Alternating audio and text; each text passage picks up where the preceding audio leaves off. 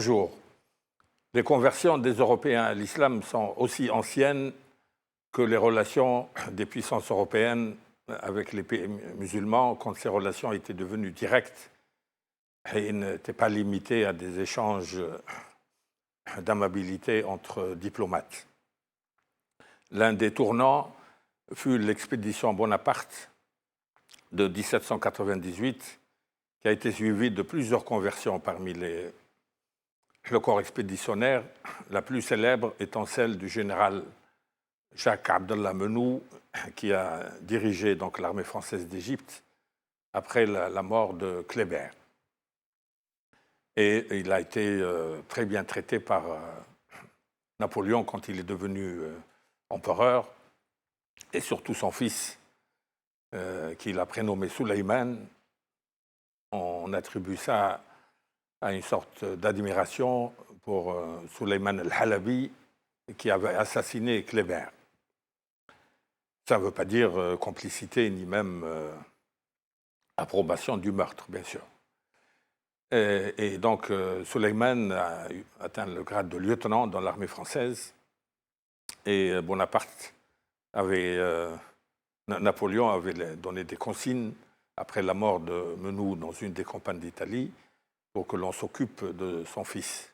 Quant à sa femme, Zoubida, qui était la fille d'un des notables religieux du sud de l'Égypte et qui a été épousée devant les cheikhs de l'Azhar, on dispose d'un acte de mariage et d'un acte de conversion. Elle est enterrée au cimetière du Père-Lachaise, puisqu'elle a vécu à Paris, passé ses dernières années à Paris, où elle se déplaçait avec un voile intégral noir, sans que le Parlement de l'époque ait songé à légiférer contre ce vêtement déplaisant pour les modernistes laïcistes. Nous avons ensuite l'Égypte, qui a été le lieu d'une conversion qui deviendra célèbre. C'est celle d'Ismaïl Urbain, un Saint-Simonien, qui était parti en Orient pour essayer de concilier entre l'industrialisme de l'Europe et la spiritualité de l'Orient. Et il a trouvé que la spiritualité de l'islam suffisait, ça dispensait d'aller plus loin en Extrême-Orient pour étudier les philosophies orientales. Donc c'est Ismaïl Urbain qui s'est converti en 1835 et qui a averti le consul de France à Alexandrie pour lui dire qu'il reste néanmoins régi par les lois de Sa Majesté, le roi de France, mais il a changé de religion. Donc les débats sur peut-on être musulman et citoyen français ont été réglés en quelques lignes dans la missive d'Ismaïl Urbain au consul de l'époque.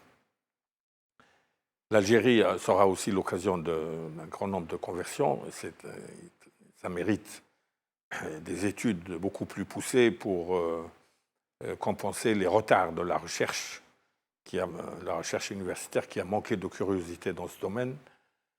Mis à part l'aspect un peu folklorique de l'arrivée au Parlement français en 1797 du docteur Philippe Grenier, et il a attiré l'attention de tous les journalistes et il a eu droit à toutes sortes de colibés à la fois anticléricaux et islamophobes.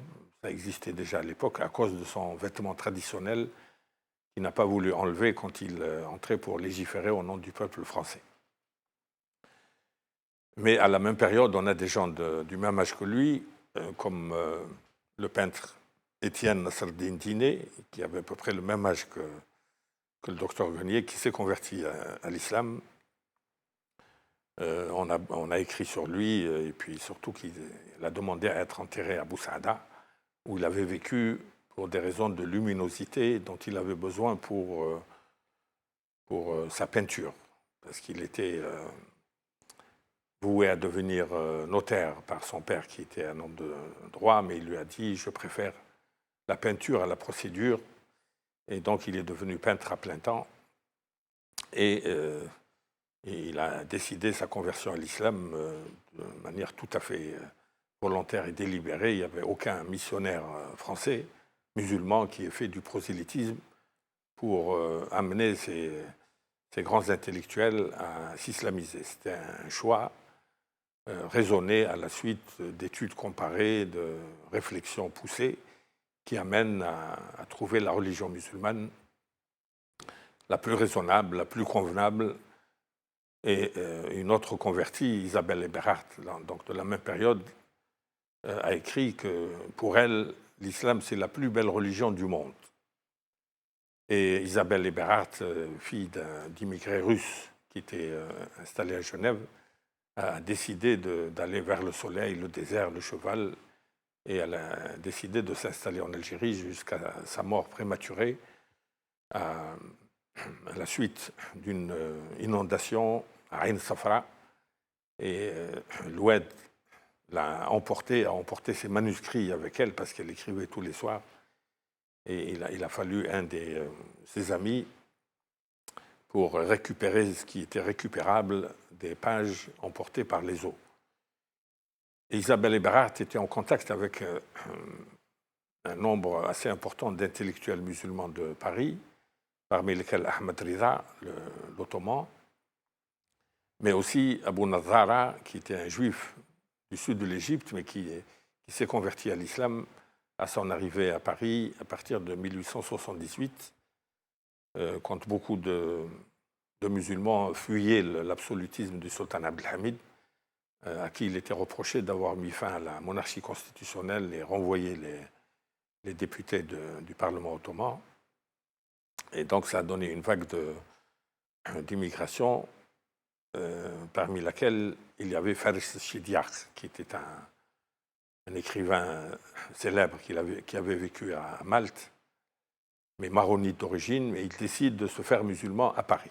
C'est à croire que l'ambiance dans les années 1880-90 à Paris était marquée par une islamophilie, non seulement de la part des gens qui voulaient être islamo-justes, mais de la part d'une catégorie de gens qui étaient fascinés par l'islam,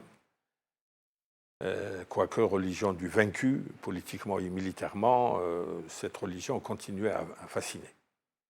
Et il y a beaucoup d'autres cas qui méritaient d'être cités, notamment celui de Abdelwahid René Guénon, donc né en 1886 à Blois, où il a dû avoir accès au moins à la bibliothèque municipale, au grand article écrit par Duplessis, un notable de la région qui était venu passer une journée avec l'émir Abdelkader au château d'Amboise, où il a fait état de son admiration, voire de sa fascination. Et on peut supposer que c'est cet article qui explique l'origine lointaine de la décision de se convertir à l'islam par un brillant sujet comme René Guénon, qui avait séjourné aussi quelques années à Sétif comme professeur de mathématiques, et il annonce sa conversion à l'islam en 1912. Et une fois établi en Égypte, où il a été dépêché par une revue pour faire des enquêtes sur les confréries mystiques égyptiennes, et en 1930, il décide de ne plus revenir en France et il s'établit définitivement en Égypte, où il a écrit une œuvre considérable, dont seule une partie est connue du public français, notamment La crise du monde moderne, qui a été publiée par une grande maison. Le reste, c'est des ouvrages très pointus, où il y a une réflexion de métaphysique comparée, où il a passé en revue toutes les philosophies dites orientales, et il a, après une étude de plusieurs années, il décide que l'islam, c'est la religion qui convient le plus à sa soif d'absolu et à son besoin de spiritualité pour remédier à ce qu'il appelait la crise du monde moderne, faite de reine de la quantité, comme il le dit dans le titre d'un autre livre. Or, il avait comme amie Valentine de Saint-Point, qui est l'arrière-petite-nièce de Lamartine, qui a grandi à Mâcon, le château de la famille, qui a été une femme du monde, qui a connu tous les grands ministres et les députés de la Troisième République. Et à un moment, elle décide de tout abandonner pour se convertir à l'islam. et s'établir en Égypte pour y plaider en faveur d'une alliance franco-musulmane. Et elle a publié le Phénix, une revue très intéressante où elle plaidait en faveur d'une information objective concernant l'islam et en faveur d'une politique islamo-juste. Et elle était l'interlocutrice à la fois d'Eugène Young, le chantre de l'Alliance franco-musulmane et de la décolonisation, dont on ne sait pas s'il avait été musulman. Et elle était surtout présente au moment de la mort de Guénon en 1951. Et elle a vécu quelques années supplémentaires. Et son œuvre mérite d'être méditée par les jeunes musulmans de France, parce qu'on a une collection incomplète du Phénix à la Bibliothèque nationale, la collection complète étant au Caire. Donc ce sont des cas célèbres, mais il y a des cas beaucoup moins célèbres qui relèvent de l'histoire locale de l'islam en France. Et aujourd'hui, nous parlerons d'un des cas qui a eu ces moments de célébrité dans l'ouest de la France, qui était un prêtre catholique, le père Jean-Marie Duchemin, et qui, à un moment, décide de s'appeler Abdelmajid et de se convertir à l'islam. Alors, Jean-Marie Duchemin était né d'une famille assez prestigieuse de l'ouest de la France, au Mans, et à Alençon, où sa tante possédait une usine. Et il a été très tôt inscrit au séminaire, au petit séminaire et puis au grand séminaire de formation des prêtres. Et il était un peu contrarié par les programmes du séminaire de Montéard, comme on l'appelle au Mans, concernant l'islam et les quasi-injures proférées contre le prophète. Et lui, il disait après que chaque sortie de cours où on injuriait le prophète et on maudissait l'islam, considéré comme religion déviante, d'infidèle, etc., lui, il priait silencieusement pour les musulmans. Ensuite, il a été tenté d'adhérer à la fraternité des Sacré-Cœur, des petits frères, on l'appelle vulgairement les petits frères de Foucault, donc créé à Tamanrasset par le père de Foucault, sur lequel il avait tout lu. Il a lu tout ce qui lui est tombé sous la main sur le désert, sur les chameliers, le dromadaire, à tel point que dans les dîners mondains, quand il en parlait uniquement sur la base de ses lectures, on le prenait pour un chamelier, pour un fin connaisseur du désert, où il a été empêché d'y aller pour des raisons de santé. Et il a été nommé dans plusieurs paroisses de la campagne sartoise, notamment à Montreuil-l'Henri, où il a eu à s'occuper de prêtres qui avaient des troubles mentaux. Il y avait des prêtres qui n'avaient pas la vocation. Et lui, enfin psychologue, s'en occupait à la demande du cardinal Grant, qui était l'archevêque du Mans, et représentant de l'Église à l'Académie française. Il est mort en 1959. Il a été une quarantaine d'années évêque du Mans. Et le père Duchemin était un de ses prêtres préférés pour son érudition, pour son goût sur le plan esthétique, parce qu'il était secrètement peintre. Il faisait des tableaux signés d'un pseudonyme, Dutout.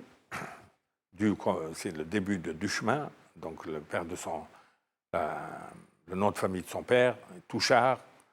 Tout comme Touchard, c'est le nom de famille de sa mère qu'il a perdu très tôt. Il n'a pas connu sa mère. Donc il a été élevé par deux de ses tantes, dont une était chef d'entreprise et avait fait un séjour en Algérie au début du siècle, d'où elle a ramené quelques bonnes formules comme Mektoub, Inch'Allah et quelques autres mots moins élégants.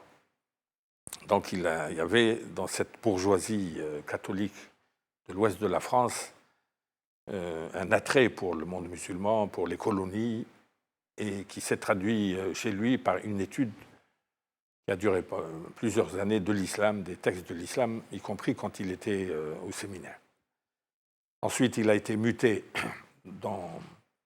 à l'ouest du diocèse, vers Sillé-le-Guillaume, là, en allant vers Laval. Il était chargé de la paroisse de Bernay-en-Champagne. Et ça a coïncidé avec la Deuxième Guerre mondiale, où les Allemands ramenaient des prisonniers algériens qui faisaient travailler dans des fermes-prisons. Et un soir, un sous-officier allemand a décidé de tirer sur 3 prisonniers algériens au retour des champs, en plein été. Et le cardinal Grant le charge de les enterrer. Il ne connaissait rien à l'islam, mais il a vu que ce n'étaient pas des catholiques. C'est ce qui fait que, jusqu'à maintenant, au cimetière de Bernay-en-Champagne, il y a 3 tombes sur lesquelles il n'y a pas de croix, parce qu'il a dit que ce ne sont pas des chrétiens, et donc il n'est pas indispensable d'y mettre des croix. Et cet épisode l'a fait beaucoup réfléchir, approfondir sa réflexion sur l'islam. Et ensuite, il a été demandé par la duchesse d'Écart, la famille du duc d'Écart, qui a produit un grand romancier, Guy d'Écart. Elle possédait un château, le château de Saint-Symphorien, où un capitaine d'Écart qui a participé à la prise de la Smala, donc sous les ordres de Youssouf et du duc d'Aumale en 1842, il a ramené une tente en poil de chameau qui, disait-il, avait appartenu à l'émir Abdelkader lui-même. Et chaque année, les fermiers faisaient une fête, faisaient des méchouis en déployant cette grande tente en poil de chameau. Et c'était l'occasion de rappeler au souvenir des habitants locaux les aventures coloniales de la France, le contact avec l'islam et le prestige de l'émir Abdelkader. Or, très rapidement, il y a eu un gros conflit entre les châtelains, les gens qui habitent le château, et les fermiers, les gens de la ferme, comme on dit. Il y avait une stratification à cause d'une école libre. On voulait les priver d'une école libre. Et le père du chemin, en homme de Dieu, comme il disait lui-même, a pris le parti de défendre les fermiers contre la décision du cardinal en faveur des châtelains. Le cardinal Grant ressemblait au prince de l'Église du XVIIe siècle qui ont décidé de faire alliance avec l'aristocratie ou la bourgeoisie. Or, le père du chemin a préféré défendre la justice. Il a défendu les fermiers qu'il considérait comme lésés. Et c'est à ce moment-là qu'il a été parti sanctionné. Il a été muté à Pesé-le-Robert. C'est des petites localités de la Sarthe, des noms composés, très agréables.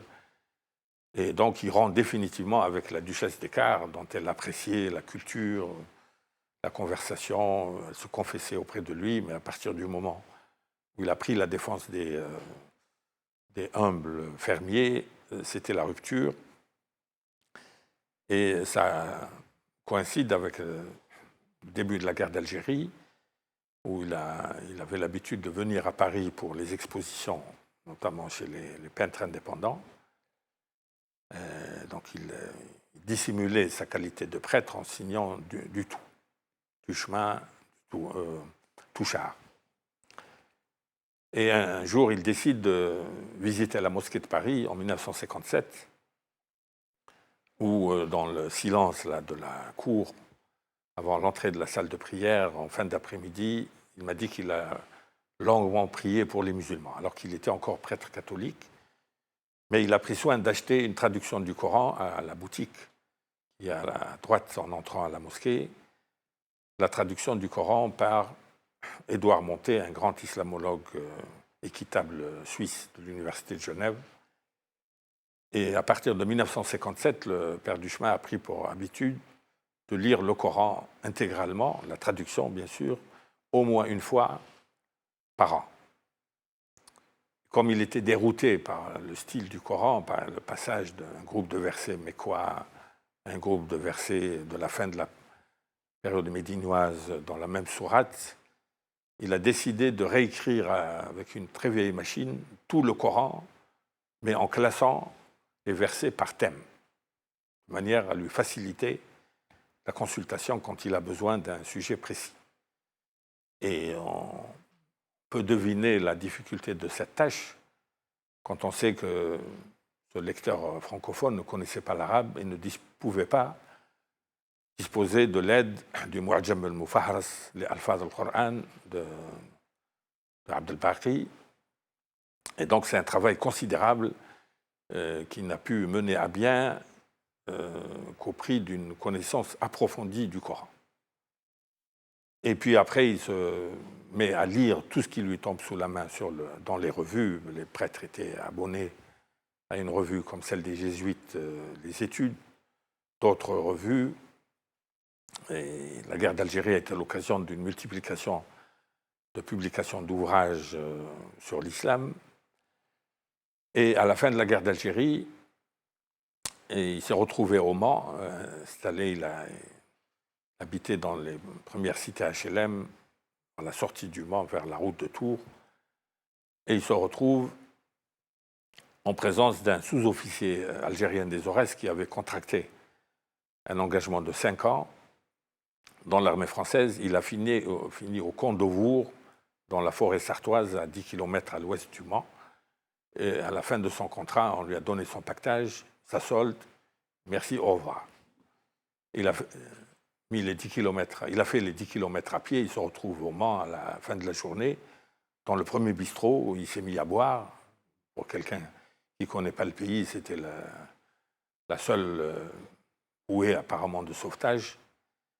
Or, le père Duchemin était connu pour sa solidarité avec les sans-abri, les étrangers, les détenus, parce qu'il y avait une maison d'arrêt au Mans, où quand on libérait les détenus, ils n'avaient pas où aller, ils atterrissaient chez le père Duchemin, et son numéro de téléphone circulait, et on l'a appelé pour lui signaler la présence d'un certain Yahya, l'ancien adjudant-chef, qui s'était engagé de 1958 à 1963, et qui a fini son contrat au camp d'Auvour en 1963.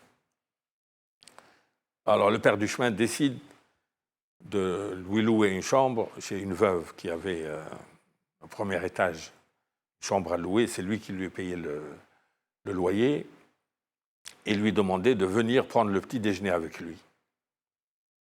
Or, les prêtres à l'époque, tous les matins, avaient pour habitude de lire leur bréviaire. Or, ce sous-officier originaire des Aurès, il fumait comme un pompier, mais dès que le père Duchemin ouvrait le bréviaire, il éteignait sa cigarette. Et enfin, psychologue, le père Duchemin a découvert qu'il avait le respect pour tout ce qui est religieux, y compris une religion non musulmane. Et en discutant avec lui, il a découvert que Yahya, qui passait son temps comme pilier des bistrots, il n'avait pas d'autre activité, connaissait le Coran par cœur. Et là, le père Duchemin prend sa belle plume et écrit au recteur de la mosquée de Paris, à l'époque Hamza Boubaker, pour lui signaler l'existence donc des musulmans avec lesquels il veut étudier le Coran sur la base de la traduction de Monté. Mais Yahya avait besoin d'un Coran en arabe. Et Boubaker a eu la bonté de lui envoyer un très beau Coran avec une très belle lettre en le félicitant de s'occuper de quelqu'un qui a été victime de l'armée française et qui a été abandonné sur le carreau. Et Hamza Boubaker a souligné lourdement donc, les mérites d'un prêtre catholique qui n'était pas du tout préparé par l'Église à exercer ce genre de ministère. Et le père Duchemin a gardé la belle lettre avec l'entête de la mosquée de Paris qui l'encourageait à cela. Et il s'est mis à signaler chaque soir à Yahya la sourate qu'il devait commenter le lendemain. Le père Duchemin vérifiait dans la traduction de Monté Et le Yahya lui traduisait dans son français à lui la sourate en question. Le père du chemin m'a dit il se trompait très peu, en dehors des fautes de français, parce qu'il connaissait le Coran. Et le père du chemin a découvert à la fois la souffrance de ces premières vagues de harkis, abandonnés à leur sort, et qui étaient tous passés par l'école coranique, parce qu'ils venaient des montagnes où il n'y avait pas d'école publique. La France, jusqu'en 1962, avait négligé d'ouvrir des écoles laïques dans les régions reculées. Donc il ne restait plus que l'école coranique.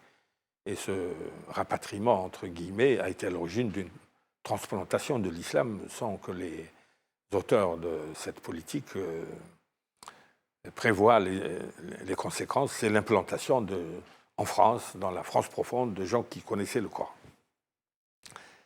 Et Yahya a été la première expérience de contact direct avec un musulman du père du chemin, où il a découvert la psychologie des profondeurs du musulman de base, ce qui a suscité son admiration.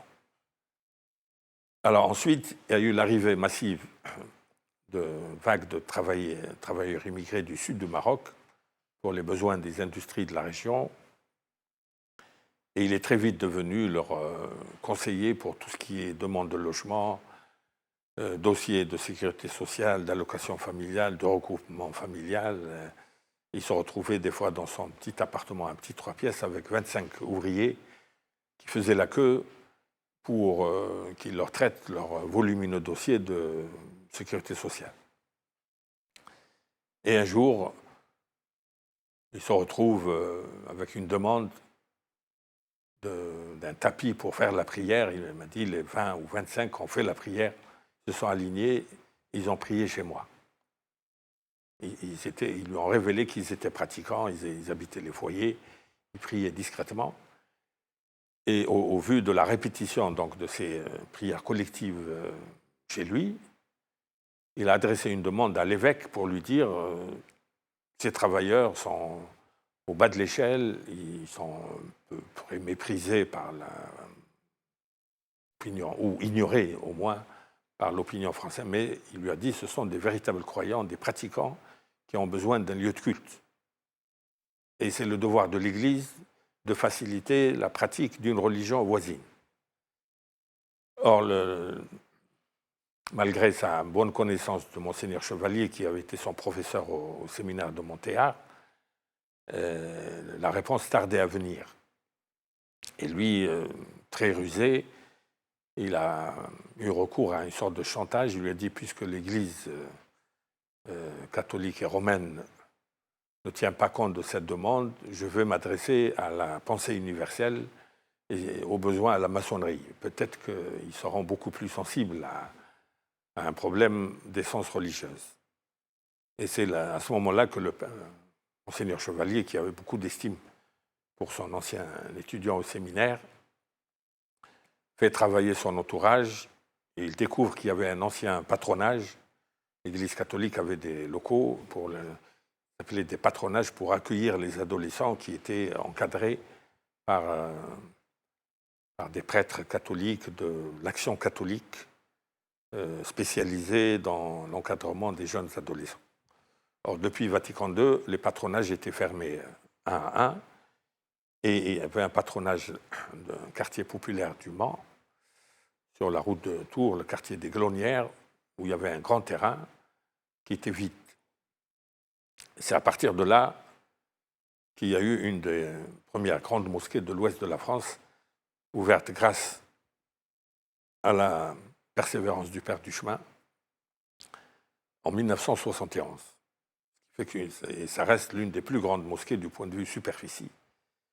Et il a pu confier sa gestion à d'anciens ouvriers. Bon, certains étaient rompus au syndicalisme, qui, pour des raisons très longues à expliquer, étaient amenés à revenir à la prière. L'un d'eux, le plus célèbre, était un ancien combattant de la guerre de 39-45, et il est resté en France à partir de 1945. Il s'était marié à une Française. Il a eu 9 ou 10 enfants. Il n'était pas pratiquant du tout. jusqu'au jour où sa fille aînée lui annonce qu'elle a choisi un mari sans le consulter. Et sous le choc, parce qu'il est non pratiquant, mais il était resté quand même attaché aux traditions du sud du Maroc, la fille doit consulter quand même son père pour le mariage. Elle a aggravé son cas en choisissant un non-musulman. Et donc, sous l'effet de ce choc, il devient un des gestionnaires de la mosquée. Et il y a eu d'autres cas similaires, c'est très long à détailler. Et il y a eu un premier comité de mosquée fait d'ouvriers anciennement installés dans la Sarthe, qui gérait la mosquée, mais dans le conflit latent, larvé, permanent. Et c'est à chaque fois le père du chemin qui n'était pas musulman du tout, mais qui était vraiment le sponsor, comme on dit maintenant, de la mosquée, puis c'est lui qui a obtenu son ouverture. Il arbitrait régulièrement, il obtenait des accords un peu éphémères grâce à ce qu'on appelle maintenant la diplomatie du chéquier. C'est lui qui devait payer quand il y avait un désaccord pour les tapis de prière, pour repeindre les volets ou agrandir ou moderniser la salle des ablutions. C'était lui qui payait tout. Parce qu'il était déjà rentier, donc héritier de cette famille d'industriels, et il avait des ressources de peintre du tout. Comme il était un peintre assez doué, ça lui rapportait suffisamment pour financer ses œuvres de charité. Et donc, il a découvert par la suite qu'il y avait des immigrés de la deuxième génération, dont certains finissaient en prison pour des petits larcins.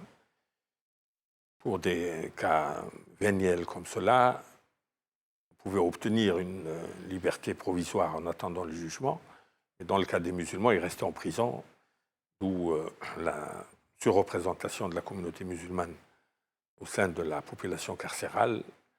Et le père du chemin s'en occupait. Il s'occupait surtout des jeunes qui sortaient de prison et n'avaient pas où aller. Et il avait pris pour habitude d'aller le dimanche matin dans les cafés qui étaient remplis de travailleurs immigrés qui jouaient au tiercé. Et il a vu que beaucoup avaient tendance à boire au-delà des limites convenables.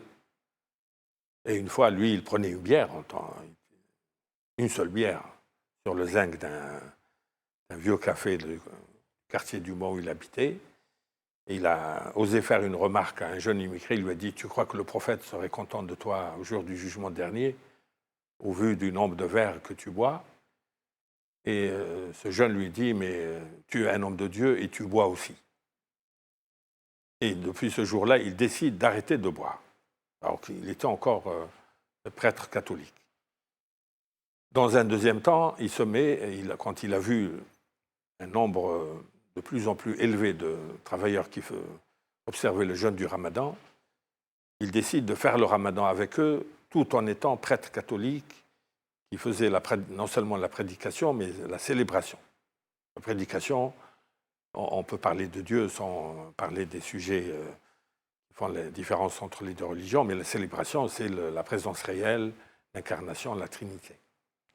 Et donc là, il se rapprochait de plus en plus, par son vécu, des musulmans, jusqu'à ce que les conflits au sein du petit comité de la mosquée se multiplient. Il était le conseiller technique dans les statuts déposés à la préfecture de police. Il a vu que l'accord définitif était impossible à obtenir entre ces anciens syndicalistes retors qui avaient une propension aux intrigues. Il a entendu parler de l'association Tablir, Foi et Pratique, qui avait son siège à Clichy, dans une banlieue populaire ouvrière parisienne. Et il les a vus passer en tenue blanche, dans les rouges, comme on disait à l'époque, ils sortaient un week-end. Et il a vu leur rectitude, leur enthousiasme, leur dévouement, et il décide de prendre contact avec la direction parisienne du Tablir, et il transcrit un acte où il leur confie la gestion de la mosquée. Et la mosquée était depuis cette transaction très bien gérée parce que le Teblir a dépêché un jeune d'origine tunisienne qui logeait à la mosquée où il y avait de la place, qui s'appelait Abdelmajid. Et le père du chemin devenait de plus en plus intéressé par les activités du Teblir qui étaient peu connues. Et le Teblir envoyait des groupes par bus qui passaient tout le week-end dans la grande mosquée et puis qui allaient le dimanche avec lui dans les cafés pour mettre en garde les immigrés contre l'alcoolisme. Il ne leur demandait pas de venir venir prier, et il procédait par étapes en leur demandant d'arrêter de boire. Et un jour, en 1976, les dirigeants du Teblir proposent au père du chemin de partir avec eux pour un séjour pieux de 40 jours au Pakistan. Il demande l'autorisation à Monseigneur Chevalier, toujours évêque du Mans. Il la lui donne, mais il lui dit « Revenez me voir à votre retour ». Et le père du chemin décide d'aller par car dans les montagnes, le pass de Khaybar, etc., jusqu'en Afghanistan. Donc il est revenu avec une assez bonne connaissance de la vitalité religieuse dans ces deux pays musulmans. Et il rencontre un Monseigneur Chevalier. Monseigneur Chevalier, quand le père du chemin lui a dit les mosquées sont pleines à craquer, il lui a dit mais quelle classe d'âge? Il lui a dit de 7 à 77 ans. Et beaucoup de jeunes, à partir de l'âge de 18 ans, il lui a dit c'est exactement les classes d'âge qui ont déserté nos églises. Et au retour de ce voyage de 40 jours Pakistan-Afghanistan, le père du chemin fait une retraite pour se reposer des fatigues du voyage à l'abbaye de Solesmes, où il avait l'habitude de faire des retraites, où il appréciait donc la qualité des chants grégoriens, dont on dit que c'était inspiré du tajwid, de la psalmodie du Coran. Et c'est à l'issue de cette retraite qu'il décide de devenir musulman à 100%. Il avait arrêté de boire, il observait le jeûne du Ramadan, mais il devient musulman, qui vient prier, faire les 5 prières parce qu'il était voisin de la mosquée avec les travailleurs immigrés, dont il appréciait la droiture, la rectitude, la persévérance, le fait de supporter la pauvreté alors que leur nombre d'enfants n'arrêtait pas d'augmenter. Et il attribuait ces vertus, ces simples et grandes vertus au Coran et à l'islam. Donc pour lui, c'est une connaissance vécue de l'islam, confortée par de grosses lectures, mais sa conversion restait semi-secrète. Et jusqu'au jour où un des imams de la mosquée, il avait beaucoup d'admiration pour les jeunes qui connaissaient le Coran et qui dirigeaient la prière. L'un d'eux faisait un stage d'électricité dans un centre de l'AFPA, de la formation professionnelle pour adultes. Donc il quittait donc sa salopette pour venir diriger la prière du milieu de l'après-midi. Et le père du chemin avait une grande admiration pour ces gens qui gagnaient leur vie à l'extérieur et dirigeaient la prière et bénéficiaient de la conscience des fidèles. Et cet imam, une fois, est parti à la préfecture du Mans pour renouveler sa carte de séjour, avec une recommandation du père du chemin auprès de la responsable du service des étrangers qui se confessait chez lui. C'était une fervente catholique, mais cet imam, imprudemment, dans sa discussion avec cette catholique, lui a annoncé que le père du chemin venait de renouveler sa conversion à l'islam. Elle était très étonnée, voire consternée, mais elle a annoncé la nouvelle à toute la bourgeoisie catholique qui avait une grande admiration pour le père du chemin. Parce que c'est lui qui était sollicité avant tous les autres prêtres dans les recollections de religieuses, même plus loin, vers Chartres ou même vers la Bretagne. Et le père Duchemin, même converti à l'islam, continuait à faire cette prédication parce qu'il n'y avait rien qui soit contraire à l'islam. Il parlait de Dieu. Et il me disait, dans mon jeune temps, l'Église nous parlait surtout de Dieu. Du Christ, certes, et surtout de Dieu. Depuis le Vatican, on a substitué la personne du Christ beaucoup plus, et on parle de moins en moins de Dieu. Donc il continuait à faire de la prédication catholique sans la célébration. Parce que depuis sa conversion à l'islam, il refusait de célébrer les célébrations où il est question de la présence réelle, de l'incarnation, de la Trinité et autres points de désaccord avec le tawhid et la transcendance divine nettement affirmée dans le Coran.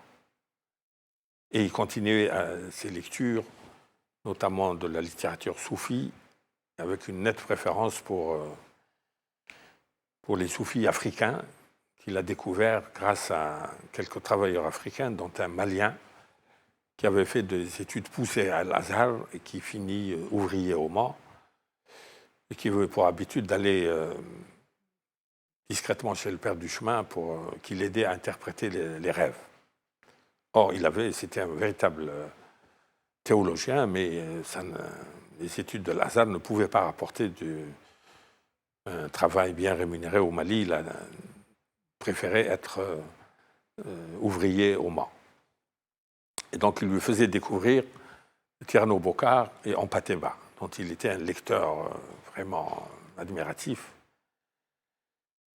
Et un jour, l'évêché du Mans avait ouvert en 1981 un centre de formation permanente, un centre diocésain de formation permanente, appelé le Centre de l'Étoile, où on a voulu ouvrir l'esprit des catholiques locaux en leur enseignant toutes sortes de disciplines, le tiers-monde, la psychanalyse, et on a inscrit l'islam. Dans la tradition de l'Église, dans un centre pareil, l'islam ne peut être enseigné que par un prêtre catholique. Et c'est le père Duchemin qui a été sollicité par le vicaire épiscopal, et le père Duchemin m'a demandé d'aller avec lui. J'enseignais à l'université du Mans depuis des années, et j'avais fait sa connaissance par hasard grâce au Tablir. Quand j'ai appelé la mosquée du Tablir de Clichy, est-ce qu'il y a une mosquée au Mans? Ils m'ont donné un numéro de téléphone. Je crois que c'était celui de la mosquée, mais c'était celui du père Duchemin. Et depuis la première fois où je l'ai appelé, j'ai eu des séances fleuves chez lui qui pouvaient durer jusqu'à plus de 5 heures d'entretien sur la théologie comparée, avec les livres qu'il avait lus et en comparaison avec les ouvrages du séminaire de la fin des années 20 et du début des années 30 qu'il avait gardé. Donc il a refait toutes ses études de théologie en comparant avec l'islam. Et donc, mon souvenir de ces entretiens prolongés avec lui sur la théologie, et il m'a demandé de faire à sa place les cours que seul un prêtre catholique pouvait faire. Et donc là, il a rusé un peu. C'était assez. Il a fait une fatwa pour rendre licite ce genre de ruse. Il m'a amené avec lui pour dire à l'évêché, le professeur musulman va m'aider dans mes conférences. Ils lui ont dit d'accord. Mais en fait, les cours, c'est moi qui les faisais pendant 7 ans, à raison d'une séance par mois pendant toute l'année scolaire.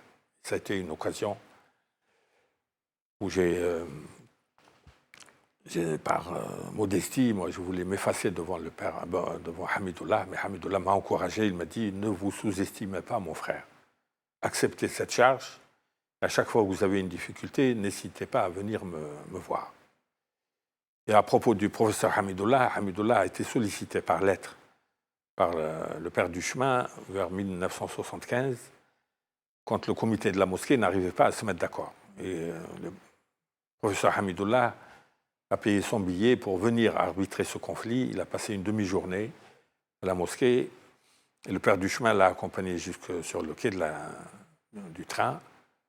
Et au moment où il a remercié pour son dévouement, il lui a fait ses adieux. Et le professeur Hamidullah lui a dit, si on ne se revoit pas ici-bas, on se rencontrera sûrement dans l'au-delà. Et le père du chemin lui a dit, il y a une place au paradis des musulmans pour un prêtre catholique non musulman. Il lui a dit, s'il œuvre pour ouvrir une maison de Dieu, il a sûrement une place. Et le père du chemin m'a dit, moi j'étais frappé par cette politesse de Hamidullah qu'il a comparé avec ce qu'il a étudié au séminaire, hors de l'Église, point de salut. Il m'a dit, l'Église nous a enseigné que seuls les catholiques ont droit au salut. Or, un grand savant musulman me dit que j'ai une place au paradis. Et ça a favorisé sa réflexion qui le rapprochait de plus en plus de l'islam. Donc c'était 1 an et demi ou 2 ans avant sa conversion discrète de 1976. Et là, nous avons fait ensemble, lui il était présent, il complétait par des questions. Et pendant 6 ans, des cours dont le renouvellement était demandé par des paroissiens catholiques très pratiquants qui voulaient connaître l'islam beaucoup plus. Or, la difficulté est née quand cet imam a révélé à la responsable des étrangers à la préfecture du Mans la conversion du père du chemin à l'islam. Donc ça a provoqué grand étonnement auprès de la bourgeoisie catholique qui avait une grande admiration pour ce prêtre qui avait une légitimité locale. À chaque fois qu'il y avait un mort dans un hôpital de Laval ou à Brest, musulman, c'est de lui qui était chargé de l'enterrement. On ne savait pas à qui s'adresser. Il a réglé les problèmes locaux qui font l'objet de controverses dans les journaux parisiens. À l'époque, c'était réglé à l'amiable. Le problème des aumôniers à l'hôpital du Mans, dirigé par un catholique qui voulait des séances pour les musulmans, pour l'islam. Mais c'est à la demande du père du chemin que je me suis retrouvé conférencier avec une dizaine d'autres représentants de religion. Mais là, c'est l'évêché qui a été mis au courant et c'est la continuation des cours sur l'islam qui était menacée. Or, le nouvel évêque, Monseigneur Gilson, a eu la courtoisie de me faire venir quand il a convoqué le père du chemin. Le père du chemin lui avait annoncé sa conversion à l'islam dès son arrivée. Il a été très loyal avec lui. Ça l'a beaucoup choqué, mais il veillait à ce que ça ne soit pas connu à Rome. Or, il me voyait à la petite émission islamique le matin, et l'évêque avait peur que j'annonce cette conversion aux téléspectateurs. Mais je lui ai promis que tant que le père était vivant, je maintiendrais secrète cette conversion. Il m'a beaucoup remercié, parce que le père du chemin a senti que la difficulté venait de là. Et il ne voulait pas sévir en interdisant, comme le lui demandaient les paroissiens, les conférences. Il m'a dit, le père du chemin a deviné ses pensées, il lui a dit, puisque les problèmes viennent de moi, moi je n'assisterai plus aux conférences. Et Monseigneur Gilson m'a dit, vous pouvez continuer vos conférences pour la 7e année pour ne pas donner l'impression d'avoir sévi de manière autoritaire. Et donc j'ai pu continuer 1 année tout seul, mais je rendais compte tous les soirs après la conférence au père du chemin, qui décide de partir, de quitter le Mans pour de bon.